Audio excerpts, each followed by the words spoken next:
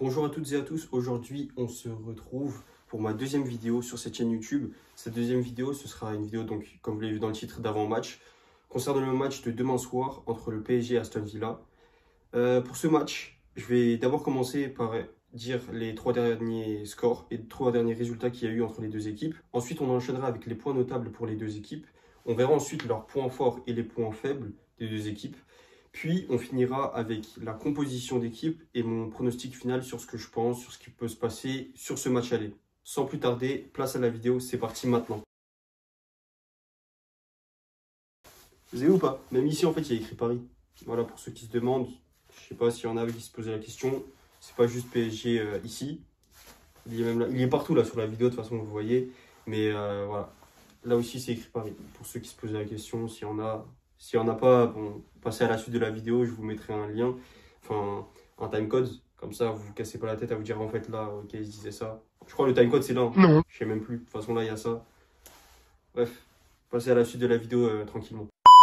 Alors pour les trois derniers matchs qu'il y a eu du côté d'Aston Villa, ils ont joué contre Preston North End en FA Cup, club de division inférieure par rapport à eux. Ils ont aussi joué contre Brighton en Première Ligue et encore en Première Ligue, cette fois-ci à domicile contre Nottingham Forest. À noter que les deux premiers matchs que j'ai cités, ils ont été joués à l'extérieur. Donc c'est que des victoires sur ces matchs. Les scores ont été les suivants, donc 3-0, encore une fois 3-0 contre Brighton, puis 2-1 contre Nottingham Forest plus récemment qu'ils ont joué ce week-end. Nous de notre côté, on a joué le dernier match contre Saint-Etienne, donc victoire, nous aussi que des victoires. Victoire 6-1 contre Saint-Etienne.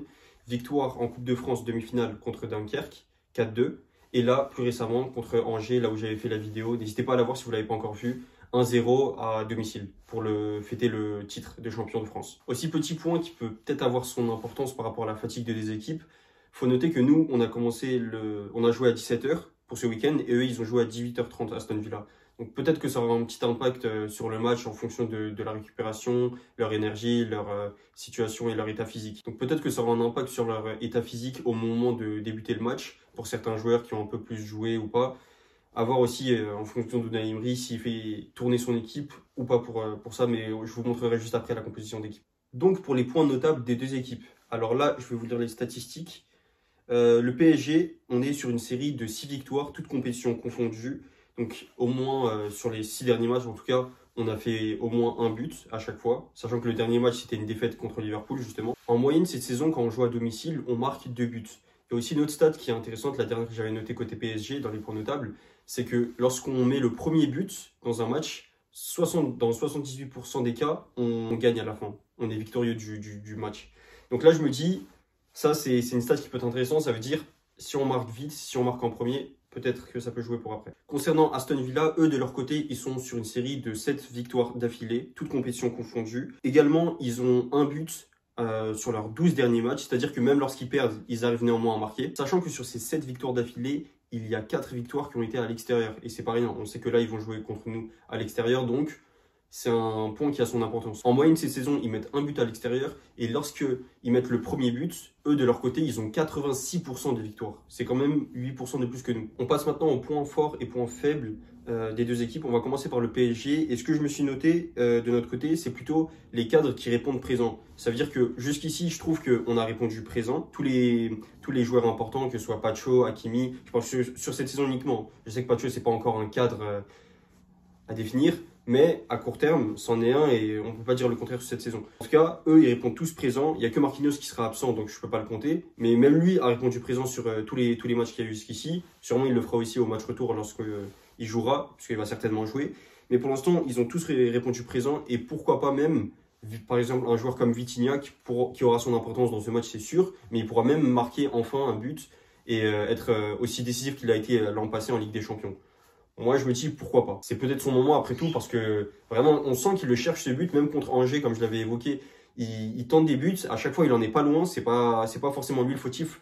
Le gardien avait fait vraiment un bon arrêt contre Angers. Le gardien, il y a Fofana. Donc, il y a des fois, c'est juste, ça tourne pas de son côté en sa faveur. Mais il en est clairement capable. Il peut le faire le but. Et après, c'est pas si important. C'est pas lui qu'on demande de marquer. Mais dans ce match-là, moi, je me dis contre Aston Villa, pourquoi pas. Vous allez voir quand je vais évoquer leurs faiblesses à eux aussi. il y a vraiment des possibilités pour que Vitinha mette un but et ça m'étonnerait pas.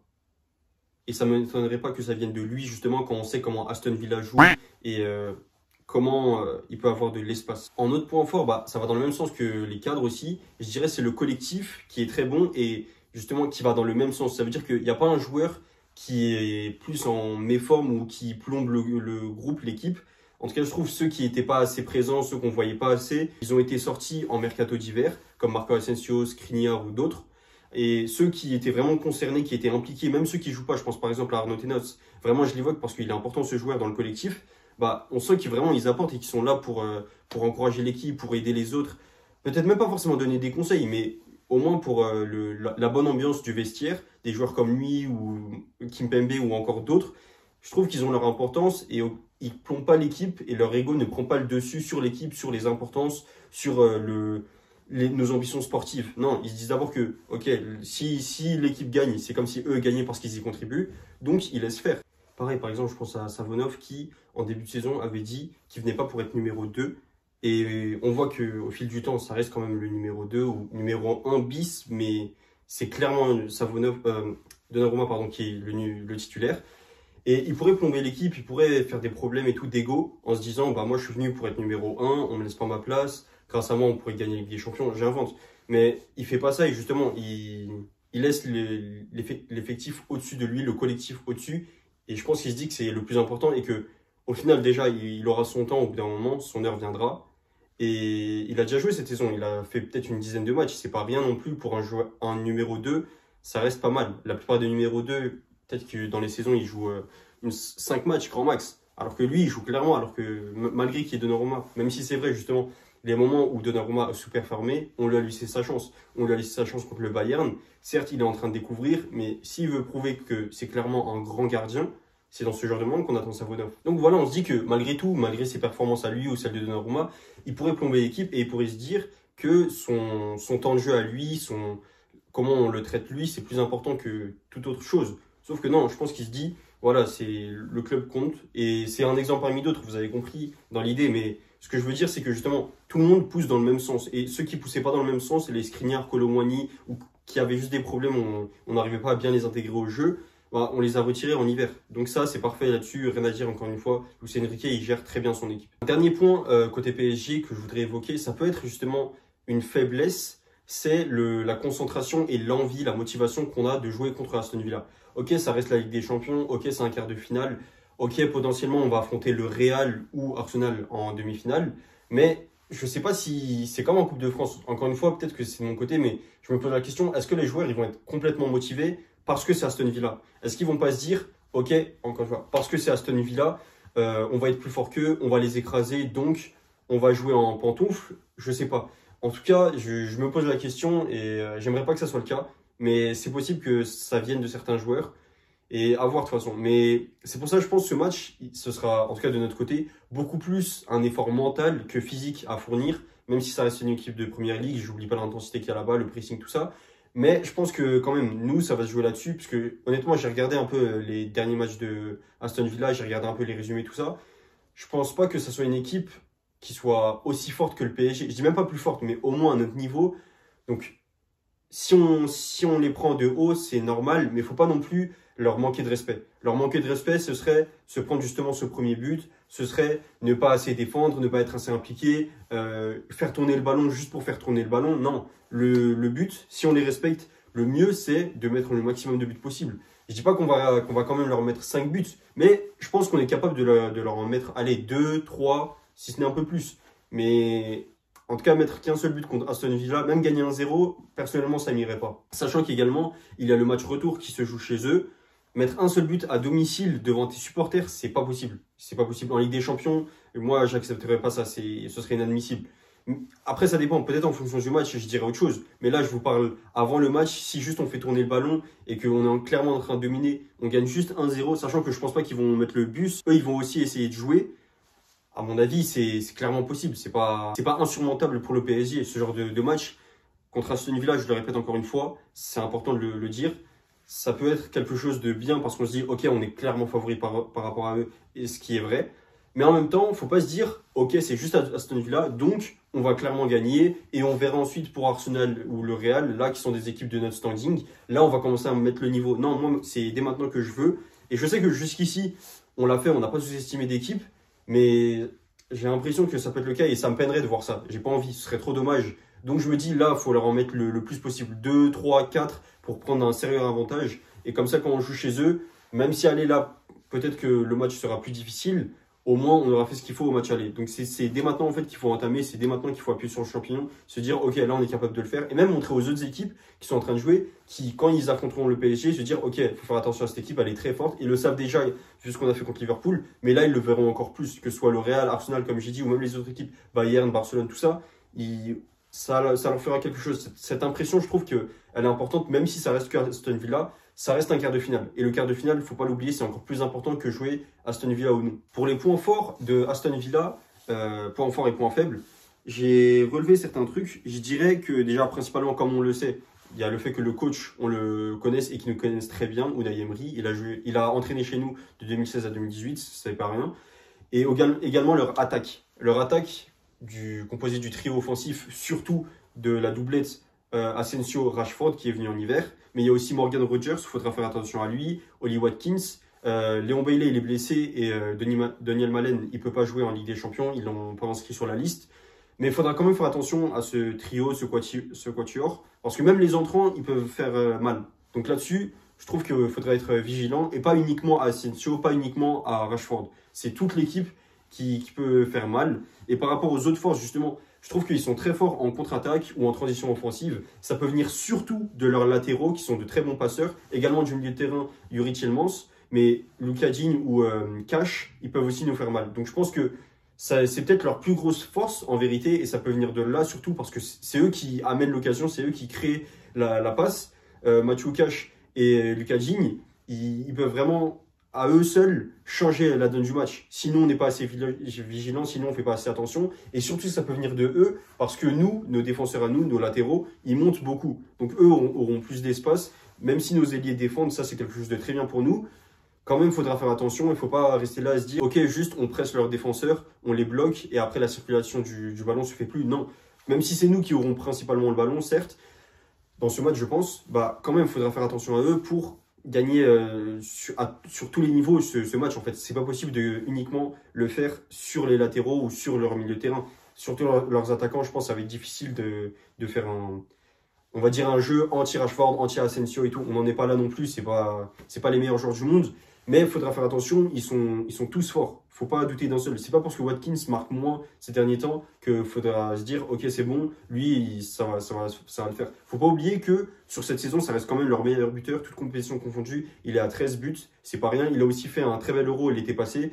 Donc je pense que Watkins, ça reste quand même un de leurs joueurs forts. C'est pas le joueur fort du moment, mais ça reste leur joueur fort. Et sur ce match, il peut peut-être se réveiller. Donc, il faut rester vigilant sur lui aussi. Quand je parle de aussi Luka Digne avec son pied gauche et le fait qu'il peut faire des transitions rapides et tout, ou des contre-attaques, je veux aussi parler des coups de pied arrêtés. Les coups de pied arrêtés, Luka Digne, il est très fort. Il peut tirer les coups francs, il peut tirer les corners. Il y a aussi Marco Asensio et Marcus Rashford. Pour les pénaltys et les corners, les deux, il faut faire attention. Et même les coups francs. Donc, en soi, ils peuvent un peu être dangereux de toutes les façons. Et même s'ils ont des bons tireurs, ils n'ont pas forcément tout le temps en tout cas, de bons finisseurs pour les coups de pied arrêtés. Certes, ils arrivent à être bons parfois pour les centres, mais c'est pas sur coup de pied arrêté, c'est à la suite d'un coup de pied arrêté. Donc à ce moment du match, il faut quand même faire attention parce que c'est des périodes où ils peuvent être quand même en avantage par rapport à nous. On sait que là-dessus, nous, on a du mal, même si petit à petit, on commence un peu à progresser là-dessus. On en est encore bien loin par rapport à une équipe de notre standing, je le répète. Mais eux, là-dessus, sont très bons, donc il va falloir rester vigilant. C'est pas quelque chose à négliger. Aussi, j'ai remarqué que de leur côté, ils ont, je trouve, des lacunes défensives qui fait que on va clairement avoir des espaces, nous, de notre côté. C'est pour ça que je parlais de Vitinha qui peut potentiellement être buteur précédemment, parce que vraiment, j'ai regardé leur match, même contre Brighton, et surtout contre Nottingham Forest le week-end qui vient de passer. Le but qu'ils se prennent, c'est un but où franchement, ils sont pas censés se le prendre. Ok, à la fin, ils gagnent 2-1, mais ça aurait pu vriller. Et on remarque que là, ça peut être important et c'est là que ça va se jouer aussi. C'est surtout de leur côté, avec leur défense, s'ils arrivent à la gérer, ça peut être bon. Mais par contre, s'ils font vraiment trop d'erreurs, pardon, et ils ont trop de lacunes, c'est nous directement, ils vont griller toutes leurs cartes en fait. Nous, on va clairement en profiter, mais eux vont être un désavantage là-dessus. Donc, il faut vraiment qu'eux se tiennent à carreau. Après, tant mieux pour nous si on arrive à passer là-dessus, parce qu'on va en avoir des occasions. Et Dembélé, le nombre d'occasions qu'il va avoir là-dessus, que ce soit lui, Kvara, Barcola, peu importe, on va clairement avoir. Je pense qu'on aura, comme la plupart du temps, des buteurs différents, mais là encore plus. Vraiment, ce match contre Aston Villa, quand je vois ça, je reste quand même confiant globalement parce que les erreurs qu'ils font défensivement, on voit que leurs joueurs, c'est pas des joueurs calibre Ligue des Champions quand même, que ce soit Mings, Konsa ou les autres. C'est vraiment de très bons joueurs en première ligue et tout, pour potentiellement se disputer la première partie du tableau, si ce n'est un peu plus, jouer l'Europe. Ok, mais quand c'est Ligue des Champions, quand on parle d'aller en demi-finale, tu as besoin d'une défense solide quand même. Et avec Mings, je pense que c'est ric-rac, ça peut passer, mais justement, mais quand même, nous à côté, quand Mings contre Barcola, Mings contre les autres joueurs, lui ou Konsa, peu importe, je les vois pas quand même être plus forts que ceux-là. Même d'ailleurs, Dissassi ou Pau Torres, peu importe qui joue entre les quatre, en défense centrale, je pense que n'importe lequel de nos attaquants reste au-dessus de leurs défenseurs. Donc ça fait qu'on reste quand même en avantage et c'est un de leurs points faibles à Aston Villa. Et aussi dans ces matchs-là, que ce soit contre Brighton ou contre Preston en FA Cup, le porteur du ballon, et c'était souvent Asensio, il n'était pas forcément pressé. Ça veut dire qu'il a largement le temps. Il y a des moments, je t'ai remarqué, ça m'a vraiment choqué. Il a vraiment plusieurs secondes pour contrôler et pour tirer. Ok, contre Preston, je veux bien comprendre une équipe de division inférieure, mais contre Brighton, c'est pas normal. C'est pour ça qu'ils leur ont collé 3-0. C'est vraiment encore heureux. Mais sinon, on arrive tout le temps à presser Asensio. Je pense qu'il va faire beaucoup moins de choses. Il sera beaucoup plus calme et je le vois pas marquer un but. Sur ce match, honnêtement, je vois beaucoup plus un Rashford capable de faire une différence et tout avec son physique, capable de mettre une grosse frappe puissante à la Désiré Doué de notre côté. Mais Asensio, si on le presse bien comme il faut, je vois pas comment est-ce qu'il pourrait mettre un but, honnêtement. Parce que c'est surtout là-dessus qu'il a sa force. C'est faire un peu le jeu, être capable d'être un peu ce meneur. Mais s'ils perdent ça, s'ils perdent ce playmaker, comment Asensio il va faire, comment il va se débrouiller? Rashford, il peut sur une action individuelle, ok, comme Ramsey aussi, il peut, comme d'autres joueurs, Morgan Rogers. Mais Asensio, c'est plus un joueur qui joue en équipe. Donc là-dessus, lui, il va vraiment être réduit, il sera restreint, il n'aura pas 10 000 choix en fait. Quand il aura la balle, soit il tente directement une frappe sèche, s'il en a l'occasion déjà, soit directement il passe la balle, que ce soit derrière ou à d'autres coéquipiers. Mais Marco Asensio, je pense que sur ce match-là, on va vraiment le museler comme il faut. Désolé Marco, on sait que tu es passé de notre côté, tu étais encore chez nous il y a quelques mois, mais bon, je pense que sur ce match, pour toi, ça va vraiment être compliqué. Et même si on lui souhaite le meilleur pour la suite, sur ce match-là, on lui souhaite le pire honnêtement. Après tranquille, il reviendra chez nous, vu qu'il a déjà joué avec des champions, il me semble. Peut-être que si on va au bout, il sera inscrit sur la liste et qu'il sera aussi vainqueur. Donc, quelque part, ça peut aussi l'arranger, on verra. Avant mon pronostic de ce match, on va passer maintenant à la composition d'équipe. Donc, d'un autre côté, je pense que Paris, ce sera classique, un 4-3-3. Tu auras Donnarumma en goal, pardon. Ensuite, la défense, ce sera Nuno Mendes, Hakimi, pas Marquinhos du coup, vu qu'il est suspendu pour ce match aller, ce sera Beraldo, très certainement. Je vois pas Kimpembe débuter, honnêtement. J'aimerais beaucoup, mais je pense pas que Luis Enrique va le faire jouer.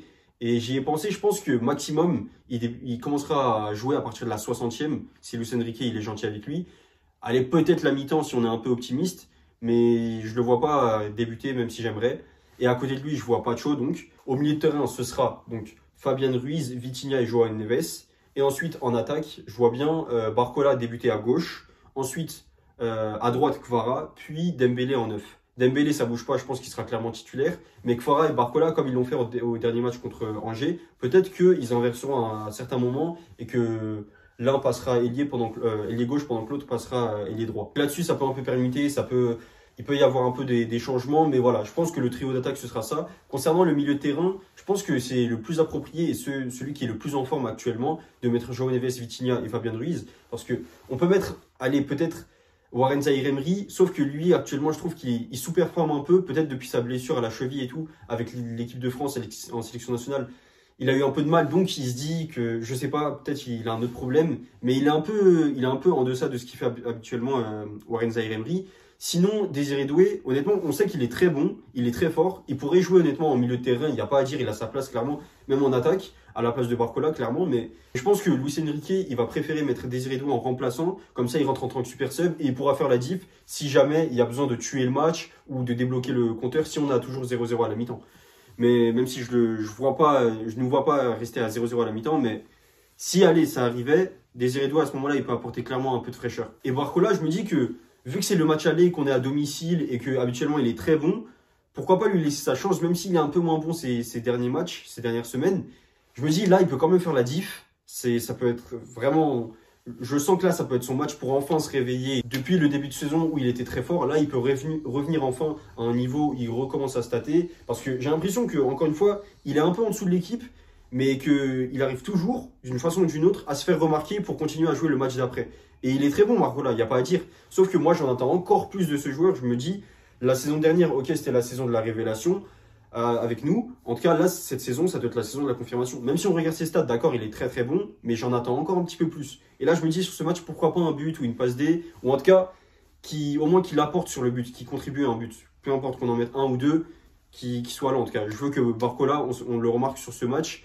Et si après il est pas bon, ok, au match retour, on fera jouer Désiré Doué ou un autre. Mais là, sur ce match, moi, je me dis, on peut lui laisser sa chance. C'est pas non plus l'adversaire le plus dur. Même si j'ai dit, ok, faut pas négliger Aston Villa, mais ça reste Aston Villa. Ça veut dire qu'on peut se permettre d'avoir un joueur qui fera potentiellement des erreurs. Et s'il fait pas d'erreur, tant mieux pour nous. S'il en fait, Luis Enrique peut le sortir à la mi-temps ou en seconde période. Donc, on verra, encore une fois. Mais moi, je laisse Barcola quand même. Sinon, du côté de Aston Villa, j'ai regardé leur compo et habituellement, depuis le début de seconde partie de saison, ils jouent en 4-2-3-1. Donc, je vois bien Dibou Martinez commencer au cage, même si lui, il aime bien nous embêter en France, on le sait. Mais je pense qu'il va jouer, et j'espère vraiment que, comme Désiré Doué, il l'a dit en conférence de presse tout à l'heure, franchement, j'espère qu'on lui mette le plus de buts possible, comme ça, voilà, enfin il arrête de parler, et enfin il arrête de croire que c'est le meilleur goal du monde.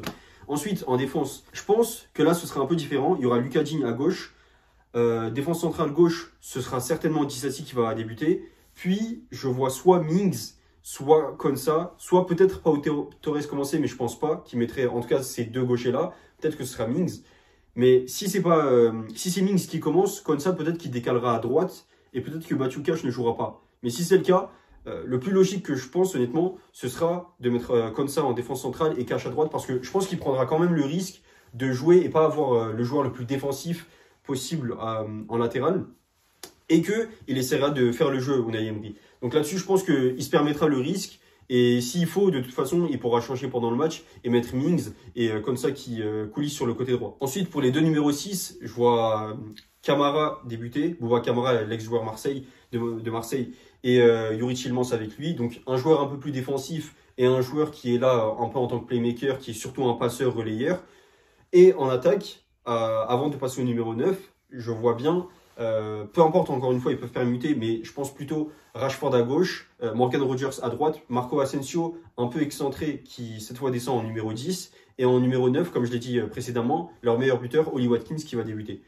Et honnêtement, quand on voit leur équipe, on peut se dire ok, encore une fois, ouais, elle est pas mal leur équipe, mais si on regarde leur remplaçant, sachant qu'il y a des joueurs qui ne peuvent pas jouer, certains sont blessés, contrairement à nous, on a tout le monde. Honnêtement les gars, ce match, je vois pas comment on peut le perdre. Je vois pas. Sur ce match aller, je reste. Je parle même pas de qualification. Mais sur ce match aller, je vois pas comment est-ce qu'on pourrait perdre ce match. Ils n'ont pas assez de joueurs pour faire face à notre équipe. Encore une fois, je répète, on est à domicile. C'est le match aller. Notre équipe, elle est en très grande forme. Eux aussi. Mais je vois pas comment est-ce qu'ils peuvent vraiment faire la diff et gagner. Et même s'ils gagnent, imaginons que ça arrive. Je pense que ça peut être grand max d'un but d'écart. Mais je les vois pas le faire, honnêtement. Donc, pour parler finalement du score final, je pense que inévitablement, ce sera le PSG qui va gagner sur ce match aller.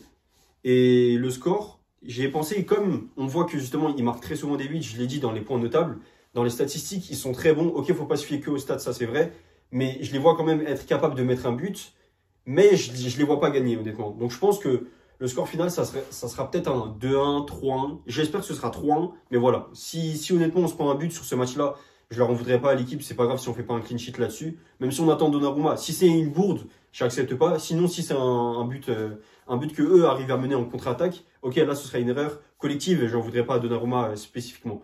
Donc, je nous vois franchement être capable de mettre 3-1. Peut-être plus, mais je vais rester sur le 3-1. Restons optimiste et réaliste sur ce match quand même. Voilà. En tout cas, j'ai fini pour ce match. J'espère que ça vous aura plu en tant que vidéo d'avant-match. C'est ma première.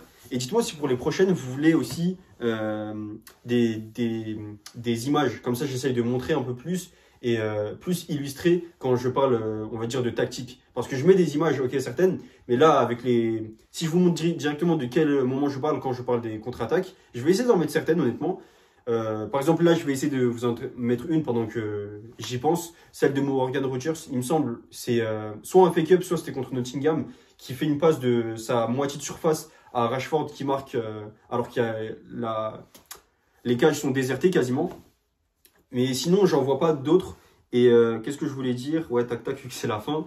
Ouais, n'hésitez pas sinon à mettre un pouce bleu, encore une fois à commenter les remarques. Moi, je suis ouvert à tout. Et ouais, sinon j'en ai fini pour ce match. J'espère qu'on gagnera. On se retrouve de toute façon demain soir après le débrief pour en parler. Et j'espère qu'on le gagne. Honnêtement, en fait, j'espère surtout que pour le match retour, on sera confiant. On vient pas en claquette chaussette, mais limite. Parce que là, je veux que quand on vienne, on se dise, vas-y, ok, on a fait le taf, surtout au match aller. On a mis 2 buts d'écart, 3 buts d'écart, si ce n'est plus. Et comme ça, on vient avec vraiment un peu plus de tranquillité et d'apaisement mental. Un peu plus de sérénité. C'est ce que j'aimerais. C'est tout ce que j'avais à dire pour ce match et pour ce débrief. Enfin, surtout cette analyse, pardon. On se retrouve pour une prochaine vidéo. N'hésitez pas, comme j'ai dit, à me faire des commentaires. Salut, c'était TMK Foot.